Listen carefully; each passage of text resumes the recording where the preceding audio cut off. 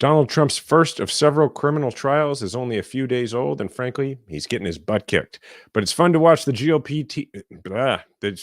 They got me all stammered. But it's fun to watch the GOP try to pretend otherwise.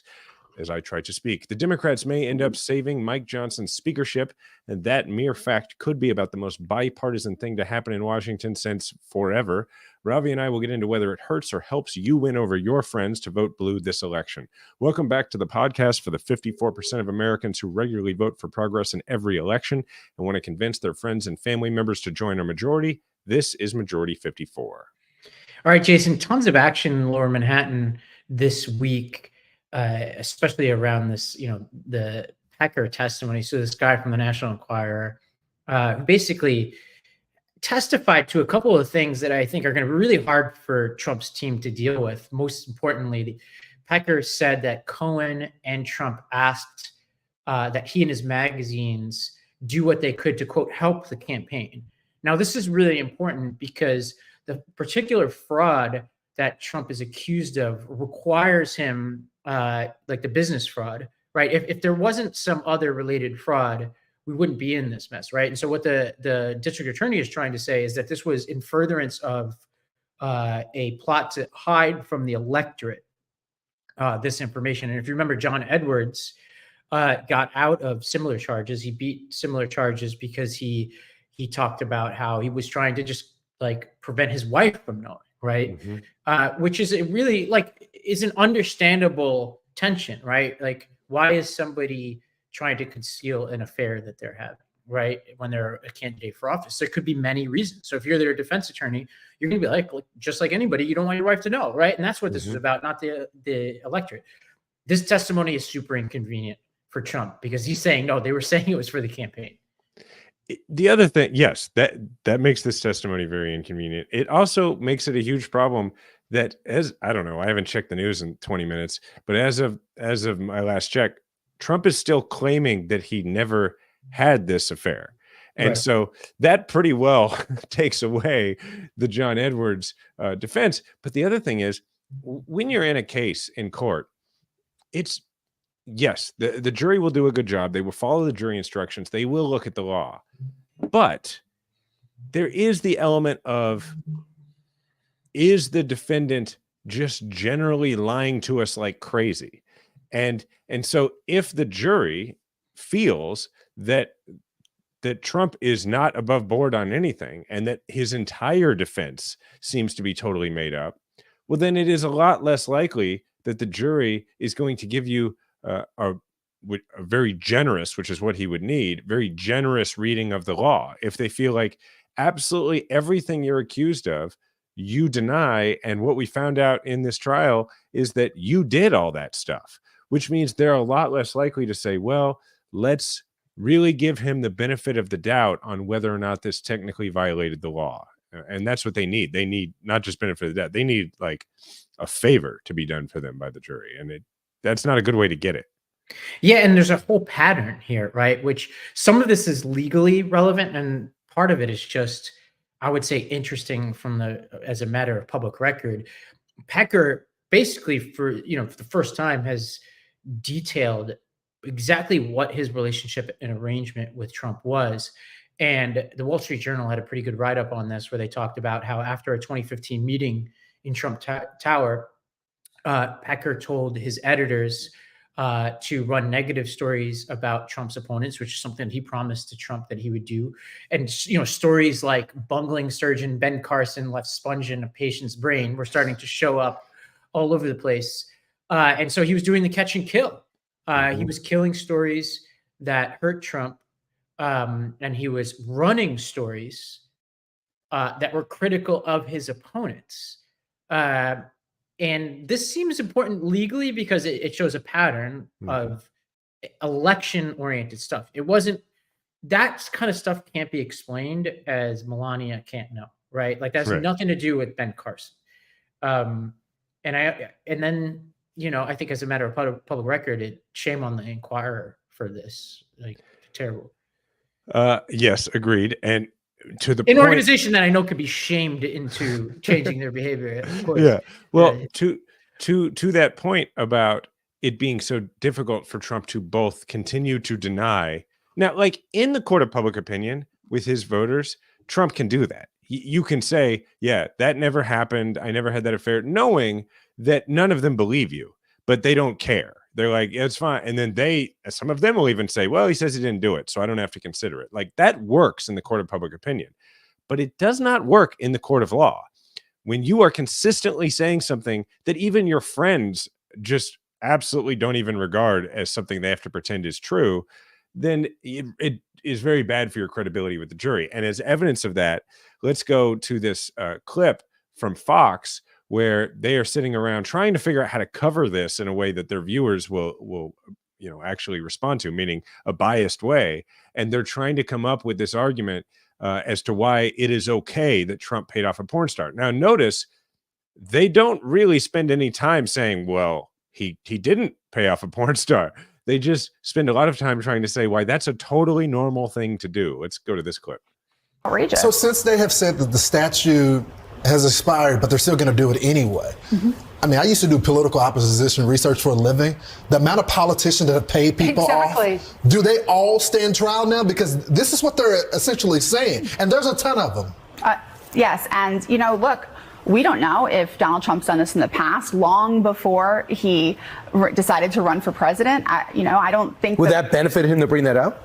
I think it would. I think it could be potentially embarrassing for him, but we don't know if this is something that he's done his whole life, because he doesn't like bad stories about himself. But it didn't affect the election in 2016. We knew that going into that election. We did. If people voted for him, they knew about Karen McDougal. They knew about Stormy Daniels. That's right. But your point on that is, if he's done it his whole life, it shows it wasn't part of an attempt to influence a campaign. He doesn't want bad stories out there about himself. And again, even if we get to the campaign contribution aspect of this case, they still have to reconstruct compensation for an NDA into an illegal, an unreported contribution to himself. The whole thing is just, it requires such a leap. Right. Yeah, it's good stuff. Thank you, Carrie, so much. Carrie. Yeah, good stuff, Jason. Good stuff. Yeah, good stuff, Carrie. The best version of events, if I'm hearing them correctly, the best version of events is that Trump is such a scoundrel that his entire life he's been paying off porn stars and other people to hide embarrassing information. That's the best version of events here. And look, that would actually be, as you pointed out from the John Edwards example, a pretty solid defense. Yes. Because if he were to come into court and be like, look, I'm a dog and I've always been a dog and this is what dogs do, or some stupid man thing that he could say, maybe the jury goes, he's not a good guy, but it doesn't seem like a crime. But that's not what he's doing. And so, but by the way, my favorite part of that clip, I think maybe the beginning, where I don't know who that gentleman was, where he claims that having done opposition research, all politicians pay people off. Here's a question for you. If I were now like police lineup style, like to show you like groups of people, would you be able to pick out a single of the people you just saw on that panel? I wouldn't. No. If you give me $1 million to do it, I couldn't do it now. They all look, they're kind of a type, is what I'm saying. Yeah, exactly. Yeah. And but you and I have been around a lot of campaigns. We've been the recipient of, and for you candidates, for me personally, the target of opposition research.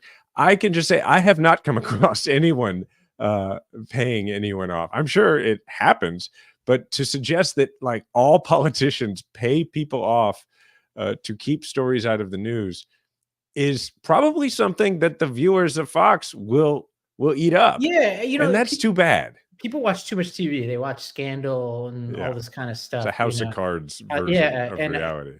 I think this is the best card they can play. The problem is there's public opinion and then there's the 12 jurors. And right now they're not doing so well there. Another thing that happened was this extensive back and forth between this judge and Trump's attorney over this gag order. Trump seems to be blatantly violating it. The judge is not yet pushing for jail time for Trump. But the question I have is like, when is that going to, like, at what point they're talking about $1,000 fines? Like, who cares, right? Like, that's even with Trump's whatever real number he has. He obviously $1,000 is nothing to him. I don't even know what are we even talking about? Like, why Why is he not facing the consequences that any of us would face for doing such blatant BS? Well, look, because I guess they probably can't figure out logistically how to put a president with Secret Service protection in jail, is my guess. And also possibly because maybe that's what Trump wants. But however, what's interesting is I think Trump is afraid of that, because if you watch what he's been saying, he is, while not trying very hard, he is at times, he seems to be scared of actually egregiously violating this particular gag order, right? Like yesterday, he was trying to explain it away. He's talking to the press and he's saying, I don't read a whole article. I just see headlines, and sometimes I share the headlines. I can't help if it mentions somebody's family, and I don't know. I don't have time to read an entire article before I, as a former president of the United States, endorse it and share it with half the world. Which means he's saying, like, don't come after me for violating the gag order. I didn't mean to. Like, he's scared of it. But I think the important part of this is where the judge said to Trump's lawyers, as they were arguing that he's been trying very hard to comply with the gag order, the judge said that you are losing all credibility with the court, which is not a thing. I mean, I practice enough law to know that is not good when the judge says to you, because for those who don't know, the court is how judges refer to themselves. When a judge says the court does blank, the court rules blank, the court sees this blank, it's the judge's sort of very traditional way of saying I. So this is the judge saying, or me, this is the judge saying, you are losing all credibility with me, the judge. Right. And that's not good, because honestly, the judge is the person in that room who is the only person who they can truly say is going to go out of their way to have no bias detectable whatsoever, because you can't know for sure, even after voir dire, after jury selection, what the jurors are bringing into that jury room. So I think I told you this on Sunday night, but New York is electric right now, for better or worse. You've got Lower Manhattan, this trial of the century essentially going on. In Upper Manhattan at Columbia, you've got, people like Speaker Johnson and all that coming to town to see the student protests that are going on. And there's actually more than what's happening in Columbia. Columbia is the most prominent, but NYU has their similar protests going on. And then at the same time, more trivial matters, you have the Knicks, which are like uniting the city. It is, and just as the weather is getting nice, the energy couldn't be more over the top in New York than it really makes you feel like you're in the center of the universe. Well, let's keep in mind the center of the universe is Kansas City, but with Taylor Swift and everything. But yes, I could see it must be nice for New York to finally get that feeling, Ravi. So, okay, before we move on from this segment and go to a break, and I'll tee up the break with this clip. And that is to say, we're going to come back. We're going to talk about Speaker Johnson. We're going to talk about Ukraine aid. We're going to talk about what it means for the election. We also have a few other items to talk about. But before we take this first ad break, I think the best way to sum up the real hole in Trump's defense in court, like the real weakness of his case, is in an answer, a very short answer that Senator Mitt Romney gave this week. So let's just go to break by hearing this Mitt Romney answer. I think everybody has made their own assessment of President Trump's character, and so far as I know, you don't pay someone $130,000 not to have sex with you. Wow, that was Republican Senator Mitt. Living a more heart-healthy life fuels everything you do. Introducing 3-in-1 blood pressure support plus CoQ10 from SuperBeets Heart Chews Advanced. Paired with a healthy lifestyle, the grapeseed extract in SuperBeets is clinically shown to be nearly 2 times more effective at promoting normal blood pressure than a healthy lifestyle alone. New SuperBeets Heart Chews Advanced supports healthy CoQ10 levels, an important nutrient for heart health. SuperBeets Heart Chews are incredibly delicious and so much better than any alternative supplements out there. Seriously, they do taste really, really good. I take my SuperBeets Heart Chews each morning, and it's really kickstarted my morning routine. After taking my SuperBeets Heart Chews, I feel like I have more energy. I'm ready to take on the day. Super Beets includes a powerful 3-in-1 formula for healthy blood pressure, featuring grapeseed extract, beetroot powder, and CoQ10. There's no pills to swallow, no ingredients to mix or prepare, and best of all, they're effective and clinically researched ingredients, and are the #1 doctor, pharmacist, and cardiologist recommended beet brand for cardiovascular health support. Find out how you can get a free 30-day supply on bundles of new Super Beets Heart Chews Advanced and save 15% by going to getsuperbeets.com. That's getsuperbeets.com. Life insurance is an important safety net for your family, but trying to find the right policy can be time-consuming and overwhelming. Policy Genius is the country's leading online insurance marketplace. It saves you time and money so you can provide your family with financial safety starting today. And with Policy Genius, you could find life insurance policies that start at just $292 per year for $1 million for coverage. Some options offer same-day approval and avoid unnecessary medical exams. I've been using Policy Genius, and it just makes me help sleep better at night, knowing that if anything were to happen to me, my family would be taken care of. They help you compare your options from top companies, and their team of licensed experts is on hand to help you talk through it. You could talk to a team of award-winning agents who will help you walk through the process step by step. And so join the thousands of people who've given 5-star reviews on Google and Trustpilot, and who have, love what they're getting from Policy Genius. You could check life insurance off your to-do list in no time with Policy Genius. Head to policygenius.com/majority. That's policygenius.com/majority. You could click on the link in the description for this episode, and you can get your free life insurance quotes and see how much you could save. That's policygenius.com/majority. All right, some good news, Jason. The Senate voted overwhelmingly yesterday to give final approval to the $95.3 billion aid package, which sends aid to Ukraine, Israel, and Taiwan. It also includes sanctions for Russia and Iran, and includes what they call a TikTok ban, but really is like a forced divestiture. Probably, I doubt it would actually lead to the banning of TikTok. By and large, obviously, like there's probably there's inevitably going to a robust debate around the Israel aid, but this seems like really good news. Like Ukraine really needs this money. And I think there's two parts to this discussion. One is, what does this mean for America's standing in the world that we finally got this passed and that it took so long? And will this help Ukraine win the war? And then the second part of it is, what does this say about what's going on the Hill? Yeah. So as for the first part, I think we in our audience know what we think about it, right? Like we know how important it is to Ukraine. We know that it can help them at least not lose the war right now. And we're on team democracy, right? As for what's going on in the Hill, you can bifurcate it into two parts, obviously, the Senate and the House.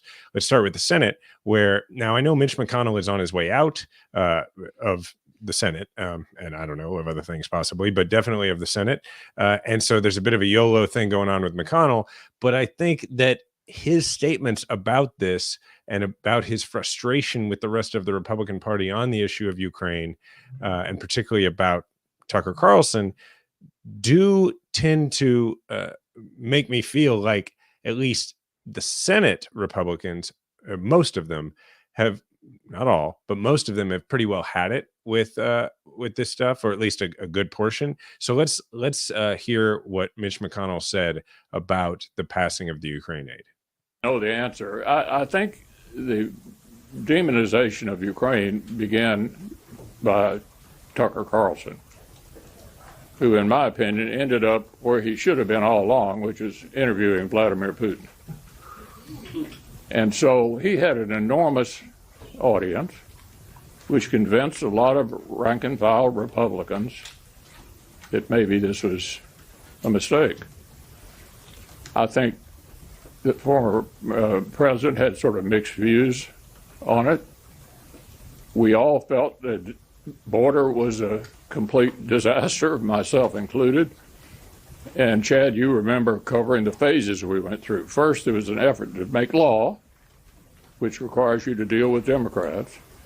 And then a number of our members thought it wasn't good enough. And then our nominee for president didn't seem to want us to do anything at all. That took months. to work our way through it. So I just, it's kind of welcome to the resistance, Mitch McConnell. To deal, it requires you, Jason, to deal with Democrats. It's almost like he's like gardening and he's got like cockroaches and earthworms he's got to deal with in order to plant his flowers. He's like, you got to deal with those Democrats in order to get anything done. You got to lie down with dogs.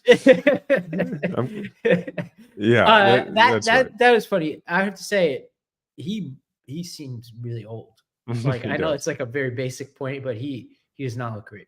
I don't even mean that as a joke. He doesn't look good. Yeah, when we started to not hate him quite as much, the guy's gonna leave. I mean, I treat him like a robot who's been programmed. Like it's like you can't take anything personally when it comes to these people on the Hill, especially these Republicans. He's like a robot who responds to incentives, and you could hear everything in what he just said. His incentives. He's not going to run again, so he doesn't have the same incentives he used to have. He doesn't want to piss off Trump, so the way he talks about Trump and Carlson is very different. But yeah, very helpful. Like in the end, we needed this to pass. It's helpful that it got done. He's right about Tucker Carlson, so I'm glad he said it. I wish more Republicans would say things like that, and I have no faith that any of these people will be consistent moving forward. But today, I'm happy. All right. So with that said, now let's talk about where the real political fallout of this is, and it's in the House. And I want to tee that up with a clip that's now a few days old of Speaker Johnson talking about why he changed his mind and why he is in favor of Ukraine aid, because as a preface to the rest of the conversation we're going to have about whether Democrats should help him, what it'll mean if Democrats help him remain speaker, let's just watch this clip or listen to this clip and figure out what we actually think about this guy who we really don't know that much about because he's so new on the scene. So let's go to this clip of Speaker Johnson.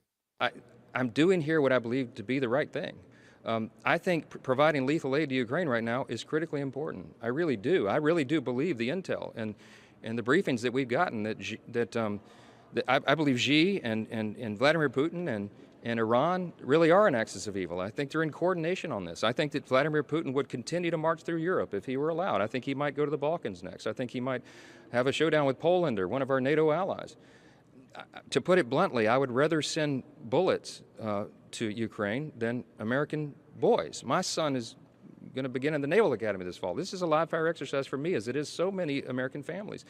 This is not a game. It's not a joke. We can't play politics of this. We have to do the right thing. And I'm going to allow an opportunity for every single member of the House to vote their conscience and their will on this. And I think that's the way this institution is supposed to work. And I'm willing to take personal risk for that because we have to do the right thing, and history will judge us. So what are your thoughts on that? I think he's right. Yeah. And there's a really interesting piece here. And I think he's telling the truth, more importantly. I agree. I totally agree.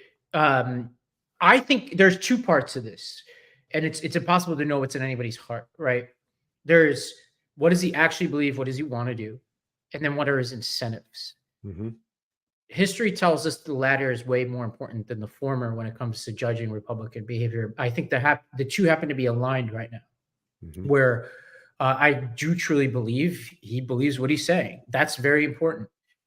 Two is the incentives aren't what we see on TV. Right. What we see is Marjorie Taylor Greene and, these kind of like the more fringe characters of an already fringe party.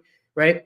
But what we don't see behind the scenes is, Dan Crenshaw calling him up and all these other people saying, look, like, I'm not going to like go MTG and threaten your speakership publicly. But if you keep speaking to them, I'm going to support somebody else for speaker because we're a constituency too. Mm-hmm. And I think that's going on behind the scenes. So I think he's kind of stuck between a rock and a hard place. And what he's saying to himself is, look, I'd rather go down doing the right thing. And I have a story I could tell my kids. I have a story I could tell myself. I have no doubt he's a devout person who believes that their lives are on the line. And I think in that sense, like we don't want to be fooled into like going too far and saying too many things about this guy, but we take it issue by issue. Right now, it makes total sense to work with him in the way that we're working with him, and because it helps save lives and stop Putin. Yeah. And before we go on to the sort of the case for saving him or the case against it, what I would say here that I think is really important is that I felt when I saw this happen, it made me rethink even Kevin McCarthy a little bit, because, Kevin McCarthy gave that speech, I don't know, or that Q&A like 2 weeks ago, where he was very open about the fact that he just blamed Matt Gaetz for all of it and said Matt Gaetz wanted him to shut down an ethics investigation and all that stuff. And I actually believe that. And it made me realize that maybe there is reason to still not have general optimism about Republicans, but to still believe that even some of the worst actors among the Republican Party, the people we disagree with the most, or the people like McCarthy, who seem to be the most, the biggest operators, the ones who are always looking for an angle, maybe it is still worth sometimes trying to persuade them, because maybe there are moments like what you're talking about where the incentives equal out on either side. And sometimes they say, well, okay, for lack of a good strategy for what's best for me, what's the right thing to do? Because it made me realize that if Kevin McCarthy really gave up his speakership to keep the government open and was unwilling, to more than once buckle to Matt Gaetz in order to keep the government open and to, as a result, make a huge difference in the economy and in people's lives. And if Mike Johnson was willing to, people made fun of him for him saying that he got down on his knees and he prayed and he asked God for guidance. If Mike Johnson can prayerfully meditate on this and come to the conclusion that the right thing to do is to defend democracy, then maybe that means that every once in a while, making arguments to these people will actually matter. And that actually made me feel kind of good. I think in a weird way, it helps that he's on such a razor's edge, because there's two ways to go about that. One is to operate out of fear and just try to placate everybody. The other is to just be like YOLO. Like, if they could take away my speakership any moment, I want to have a historic speakership in a short period of time. Mm-hmm. Right. And so I think this is interesting. The other piece here is every little bit of stability and competence we can bring to the House helps Joe Biden. Because if we can avert shutdowns, we can get the aid passed to help stabilize things internationally. More of that stuff that happens, bipartisan legislation in general. This is all stuff that helps Biden. And I can't help but think that this trial that's going on right across the bridge over here is distracting Trump enough that he doesn't have the energy to stand in the way he normally would.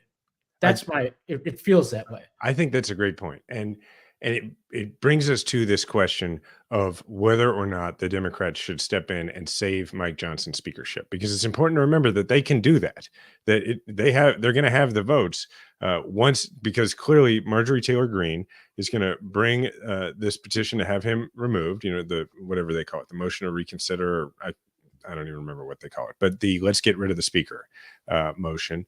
And then you're going to have just what you had with McCarthy. And so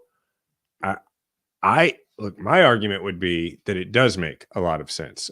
In fact, let me find who is the member who talked about this. Let's see. Let me find it here. So Marie Glusenkamp Perez of Washington State is a 34-year-old co-owner of an auto repair shop who narrowly flipped a district in 2022 that was held by a 6-term Republican. She's a Democrat, and she co-chairs the Blue Dog Coalition. For those who don't know, the Blue Dog Coalition is basically the centrist Democrats. And she recently helped write the aid package that the House approved in all these bipartisan votes for Israel and Taiwan and Ukraine. And one day before the vote, she was asked about, the Democrats stepping in to save Johnson, and she drew a sharp contrast between McCarthy and Johnson. She referred to McCarthy as a classic suit calculating his next move or his next advancement, and Johnson, she said, was a man of faith. And she said, I don't think my constituents wanted to see me save Kevin McCarthy. I think they saw a lot of hair gel. I think they see Mike Johnson as different. I think they want me to save him. They're tired of chaos regardless of party. And I think she's right. Don't you? I totally agree. And I think and hold on, I'm going to switch mic back. Okay, I just switched to a different mic here. I totally agree, and I think, look, like you could both be, you could sleep with one eye open and not do anything foolish, while also serving your both your political interests and the interests of the country, which I think they all align here. It's not the same as being like, I support everything Mike Johnson does, et cetera. It's just saying, look, for the time being, this is the right strategy. And I think this is generally a good thing. We'll see what happens. To me, I see three pieces of it. One, I agree. It's the right thing to do. Two, well, I'll get back to why I think it's the right thing to do in terms of politics aside. The political part, I absolutely agree with what you're saying, that the more bipartisan wins, particularly in an election year, that Biden can have, the more it makes people feel, even people who don't agree with everything he's doing in these bipartisan wins, because there are people who like the Ukraine aid, don't like the Israel aid. There's people who don't like the TikTok part of it, but accomplishing things is very popular. And people want to see their president getting stuff done, even if they don't agree with all of it. They want someone who's active and getting things done. And so if you can say, look, under my presidency, we have a speaker who has received bipartisan votes, it makes people feel like, oh, they're starting to do stuff together. And if you go through yet another change of speaker, well, we on the left hope that it means that people look at the Republican Party and say, oh, they're so disorganized. I don't think that it's a clean shot. I think that some people look at it and say that, but I think for the most part, people say, man, nothing in Washington seems to work. And then they're very likely to blame the person who is in charge, and that's Biden. So I think it makes a lot of sense. I think that for the people listening to us now, if you have a vote where Speaker Johnson stays the speaker because a bunch of Democrats vote for him, I think that's a very powerful thing to say to your friends over the next few months, which is, look, one party is interested in getting stuff done, and the other party is literally willing to empower the other party or one party's not interested in getting anything done. The other party is like, we will empower you so we can get some stuff done. And then going back for a moment to why I think it's the right thing to do, so far, just with the evidence we have, and I'm sure Mike Johnson will do plenty of things to upset me and make this not seem the case, but at least in this instance, I agree with the Congresswoman's assessment that part of the reason you can work with the guy is he's a man of faith. Yes, he disagrees with us on all sorts of very important things that are at the foundation of what we believe, but so will anybody who replaces him, of course. And it makes me think back to my time in the legislature, my time as Secretary of State. There were plenty of Republicans who I had the opportunity to try to work with. And the only ones that I was ever really successful in getting stuff done with were the ones who I knew fully disagreed with me on the biggest stuff, because it meant that when they agreed with me, I knew they were telling me the truth. I can remember in 2009 when I worked with a Republican named Tim Fluke, who's now a judge, to get an ethics bill passed, like a lobbying and campaign and ethics reform bill passed. It was the first one that had been passed in 19 years. Tim and I had a great relationship, but a big part of getting that done was actually because it was heavily lobbied for by a former state legislator who had become the head of what was basically the moral majority lobby in the state, like the Christian right lobby in the state. And that guy disagreed with me on everything. His name was Joe. And I mean, there was like almost nothing we agreed on except this, on campaign finance reform and ethics reform, because he had actually been the representative who had passed it 19 years earlier that needed to be updated. And I remember one day we are outside the chamber, and he and I are sort of strategizing on who he's going to go talk to on the other side and how we're going to get this done. And I said to him, I said, hey, Joe, I have to go right now because there's a gay rights rally going on downstairs in the rotunda, and I need to go speak. And I said this knowing that everything about the group that was rallying downstairs, he opposed. And he looked at me and he smiled and he said, you go do what you got to do, Jason. We're going to get this bill passed. And and so that's just been my experience, is that I would rather deal in many cases with the religious zealots, because even though like they disagree with me like crazy, oftentimes you know where you stand with them, and when they say that they believe in something, they often will stick with it. Yeah, well, okay. On that note, we're going to take one more break. When we come back, we've got a host of topics. Some good news: the FTC banning non-compete agreements. There's a big case in front of the Supreme Court on abortion rights right now, and Tennessee handing out guns to teachers. We'll talk about whether it's a sensible idea, all that and more when we come back. Typical children's vitamins are basically candy in disguise, filled with 2 teaspoons of sugar, unhealthy chemicals, and other gummy junk growing kids should never eat. That's why Hi-Ya was created, the pediatrician-approved superpowered chewable vitamin. While most children's vitamins are filled with 5 grams of sugar and can contribute to a variety of health issues, Hi-Ya is made with 0 sugar and 0 gummy junk, yet it tastes great and it's perfect for picky eaters. Hi-Ya fills in the most common gaps in modern children's diets to provide the full body nourishment our kids need with a yummy taste they love. Formulated with the help of nutritional experts, Hi-Ya is pressed with a blend of 12 organic fruits and veggies, then supercharged with 15 essential vitamins and minerals, including vitamin D, B12, C, zinc, folate, and many others to help support immunity, energy, brain function, mood, concentration, teeth, bones, and more. It's non-GMO, vegan, dairy-free, allergy-free, gelatin-free, nut-free, and everything else you can imagine. Hi-Ya is designed for kids of all ages and sent straight to your door so parents have one less thing to worry about. It's also fun to say, Hi-Ya. As you know, I'm a father, and I'm always on the lookout for the best possible vitamins for my child to take. I'm so happy I've come across Hi-Ya Health. The ingredients are amazing, and I don't have to worry about sugar or gummy junk because Hi-Ya Health is made without that stuff, and it's still able to keep that great taste. We've worked out a special deal with Hi-Ya for their best-selling children's vitamin. Receive 50% off your first order. To claim this deal, you must go to hiyahealth.com/majority. This deal is not available on the regular website, so go to hiyahealth.com/majority and get your kids the full body nourishment they need to grow into healthy adults. Now, I've been using this company called First Leaf for years, and I'm a wine lover. And this company is like a bit of a secret. It's the most personalized wine club I've ever seen.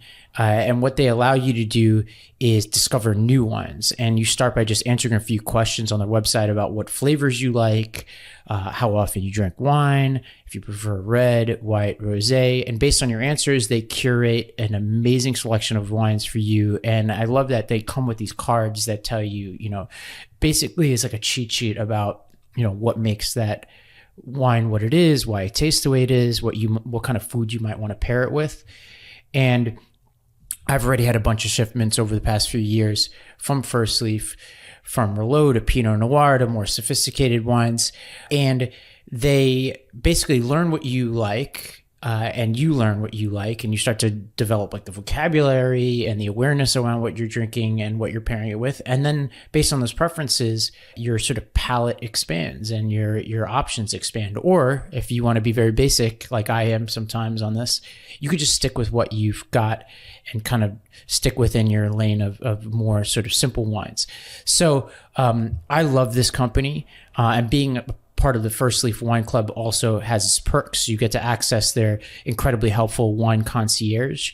So if you're doing a dinner party or whatever, they can help you pair things the way you need to pair them. So join the club today and discover new wines that you'll love with First Leaf. Go to tryfirstleaf.com/majority. That's try, TRYFIRSTLEAF.com/majority. That's tryfirstleaf.com/majority. All right, Jason, a rundown of some really interesting topics here on sort of more substantive front. The FTC, which has been extremely busy in the Biden administration, kind of underappreciated, I think, took another step this week. They issued a rule banning non-compete agreements. And I think we've talked about this before, if I remember correctly, but and the nation's No, you and I have, but I can't keep track of what we've talked about on the air versus just talked about. Yeah, but basically, this is if you really believe in capitalism, as Republicans say they do, you should allow people to go work where they, where they can get the best salary they can get. And a lot of the big employers have been saddling people with these non-competes that say for a year, 2, 3, you can't work for any competitors, which depending on what you do, like let's say you're a radiologist and you live in Kansas City and there's like only 1 or 2 hospital systems or whatever. I don't know if that's true of Kansas City, but it's true of a lot of places. You can't work in your city anymore. So they basically have you if you want to stay there. And so this is great, but the lobbyists are trying to come after them, stop them. But but I think this is such a positive step. This would be so huge for empowering American workers. I mean, it is, to use a sports analogy, it is akin to Curt Flood's fight to get free agency in baseball, which then eventually went to the other sports. I mean, it literally used to be the case that, like, as a professional athlete, every year you would negotiate your contract, and if you didn't sign your contract, you couldn't go play for another team. And as we know, that's changed, and look at what it's done for the salaries of athletes. Well, you would have to argue that it could do the same thing for the salaries of everybody else if you could truly be a free agent. And it used to be that way. But the hypocrisy of the Republicans, this is one area where it's really blatant, because you have them in favor of things like so-called right to work laws, which make it where, as a member of a union, basically you can't require anybody who is benefiting from the union's negotiations to actually have to pay into the union. So weakening unions, making it harder and harder. And what's their argument? Their argument is, well, you shouldn't have to join a union. You should be able to just go work wherever you want, whether you join a union or not. Okay, well, if that's your position, then why is it on the other side that you believe that corporations should be able to force you not to work other places if you don't work for them? Why is it that when you sign something that it's legal to make you sign a clause saying, when you get hired, that to make you sign a clause that says that any dispute you have with the company, you can't take them to court. You have to take them to an arbitration, which is a much more corporate friendly environment. So all of this stuff, it just absolutely tilts everything in favor of management, in favor of corporations, and against workers. So I think it's huge. I think it's a great argument for the Democrats to make moving forward, and I think it's good for everybody. Yeah. In other news here, the Supreme Court is hearing arguments today about whether Idaho's near total ban on abortion conflicts with a federal law that protects patients who need emergency care, and the oral arguments were playing out just before we went to record this. And apparently, at least the internet is saying that Amy Coney Barrett has been pretty aggressive against the Idaho, the lawyer for the state of Idaho, which obviously, like, sometimes oral arguments aren't indicative of where people are going to vote. But that seems like a decently positive sign here. Yeah, it seems to me like they get TV and internet there at the Supreme Court, and they see and it's not hard for them to see the political disaster.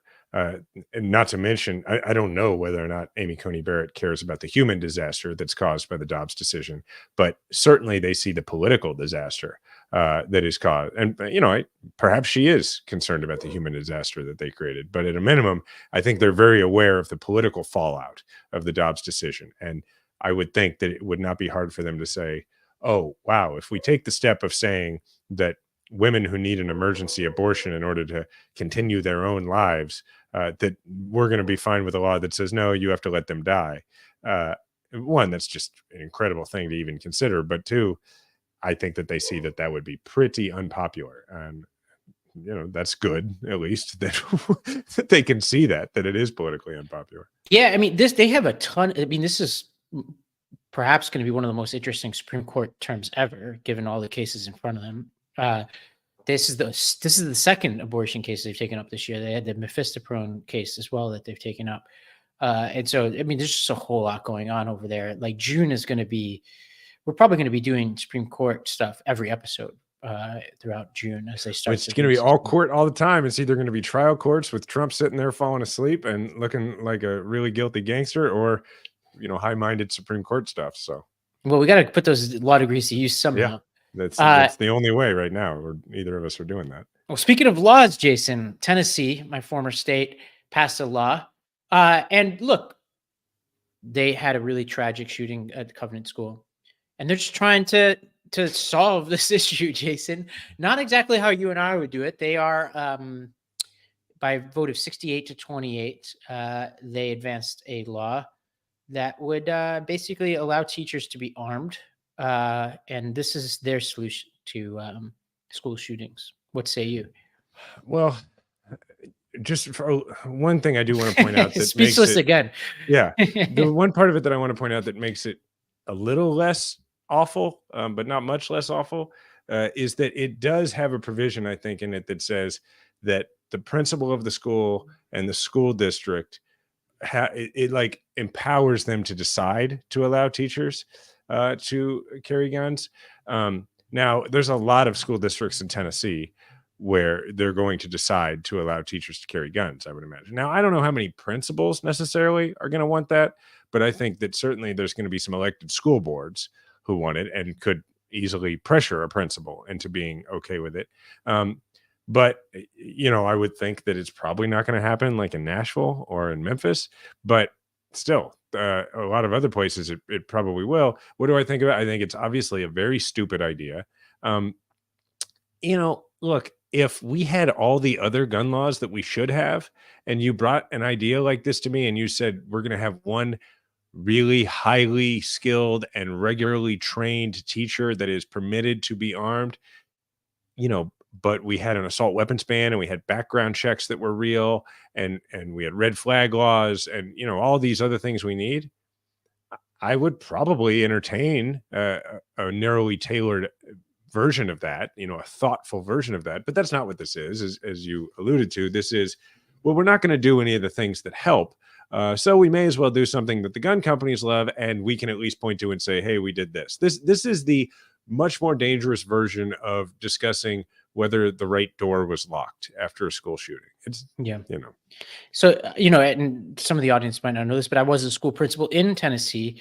And I'll tell you this, here's my prediction. Depending on how extensively they implement this law, a teacher or a principal is going to do something stupid with their gun. They're either going to be showing off, or they're going to get angry and they're going to threaten a student with the gun. And hopefully that's all that happens. Because schools are chaotic places in general, and they have a wide degree of order and quality, and teachers and principals are on a continuum of sanity, just like everybody else. And I know that state fairly well, and I could predict with near certainty that something weird is going to happen in the next few years if they move forward and implement this law with fidelity. Well, the fact is that carrying a gun every day is when you carry. I have had a job where, I carried a gun. I had a gun with me all the time, sometimes two at a time. And that job was Secretary of State. Yeah, right. Yeah. No, but as an Army intelligence officer in Afghanistan, I carried a pistol every day, and I sometimes also carried a rifle. And there's a reason that when you're downrange on a military, on a deployment like that, there's, for instance, when you re-enter the base, there's this thing called the clearing barrel. And the clearing barrel is literally, you take your weapon, and first you clear your weapon, you clear any rounds out of the chamber, you remove the magazine, and then you point the weapon, the barrel of it, down this long tube, the clearing barrel, and at the end of that tube is a huge pile of sand and all sorts of stuff that if you accidentally fire a round, the round will go into that. And then you squeeze the trigger. And every few weeks, somebody fires a round into the clearing barrel because they didn't properly clear their weapon. And every few months, a weapon is found that somebody left in a latrine or something like that.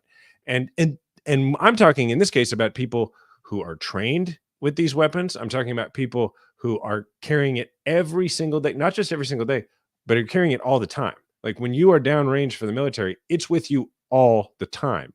And that stuff still happens. So now when you take someone who isn't trained in this and they put it in their desk or they carry it at work, it's a whole different thing. And so, whether you're going to have somebody making a bad decision about using a weapon or not is one thing. But what I can guarantee you is that there are going to be teachers who leave them in the bathroom. They get up from using the stall, from sitting on the toilet, and they forget to tuck the weapon back in the little conceal holster in their jeans. That is going to happen, and it's not going to happen that rarely. Like it's going to happen, and so that makes it a terrifically bad idea. Well, I think that's all we've got today, Jason. What's happening in your world? I have kind of a fun little story that happened yesterday, which is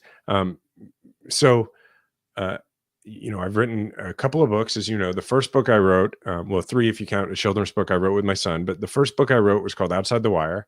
And it was recently a copy of Outside the Wire was donated to the library at the place where I work. I, for those who don't know, I'm the president of national expansion for this place called Veterans Community Project. We build villages of tiny houses for homeless veterans across the country.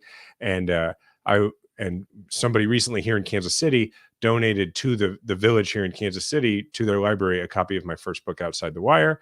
And I knew it was there, and I happened to be down in the village yesterday. And so I went to the library with a pen, and I was going to sign that copy just so that, I don't know, I thought it might be nice if a veteran who's reading it is like, oh, wow, this is a copy that is signed. And as I opened it up, I noticed that there was a stamp on it that said, donated by Claridge Court Library. Claridge Court is a senior living facility here in Kansas City. It's actually the senior living facility where my grandparents spent their final years. And I remember thinking, oh, wow, that's wild. And so I asked my family about it. And my mom said that my grandfather, that she remembered my grandfather asking for an additional copy of the book because he said he wanted to donate it to the library at Claridge Court. So, oh my God, it was really wild. I when I found that out, I realized that book that my grandfather had donated to that library had sort of found its way back. It's like a message in the bottle, basically. Yeah. Back to you. So that was kind of a neat. Man. It was sort of like felt my grandfather's presence there yesterday. Oh, so amazing, that he's since passed away. So that was a pretty cool moment. What about you? Oh, well, speaking of grandparents, my grandma turned 88 last week, and we had a nice little Staten Island Happy birthday, Grandma. lunch at this place called Clove Lakes Park, which is this beautiful park in Staten Island that there's like this just a restaurant that overlooks the water. And it was such a great family moment. It was really awesome. And by the way, thanks to our audience who voted, we won that award, the Webby Award, for the Israel-Palestine stuff. And, the audience was voting on the People's Choice Award, but we won the real award, like the one that's judged by the judges, which I did not see coming at all because of how controversial, like not necessarily what anything I said was, but just because Israel-Palestine stuff, inevitably you're going to find somebody who disagrees with you. But that's a huge honor for us. It's like the Oscars of podcasting, so it's a big deal. It's very cool. I was so excited when I saw that Joe had won. I mean, it totally deserving. I mean, those episodes are incredible. People should go back and listen to them. You should, here in a second, you should tell them how. But so, the Webby Awards, this podcast has received, I don't know, 2 or 3 awards. But if I'm being honest, I don't remember what they were called. I know they were not Webbies.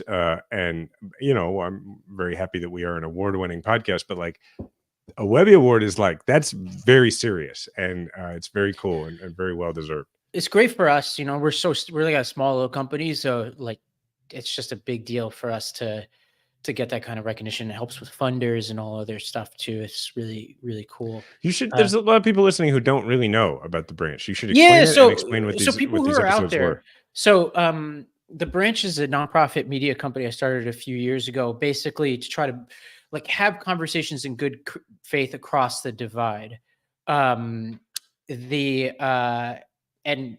our flagship show is called The Lost Debate. And I generally have people on, like Republicans, independents, people who disagree on issues and things like that. And people should go find it. It's called The Lost Debate. You can find it anywhere you get your podcasts. But back in October, I was in India, and I was supposed to go from India to Israel and the Palestinian territories. And I had planned this trip before any of the October 7th and stuff happened. And obviously I couldn't go there to Israel and the Palestinian territory. So I was stuck in India for an extra week. And I just decided, all right, I'm going to basically, I had done a lot of work on the issue when I was at the UN and since on Israel-Palestinian stuff. So I did a history, basically went back over every book I could find and did like a detailed history of the conflict. And people could find it by just looking up either the Lost Debate show or an unbiased history of Israel and Palestine, and it'll come up. There's 3 parts to it. There's 2 parts that are the unbiased history, and then there's a Hamas episode.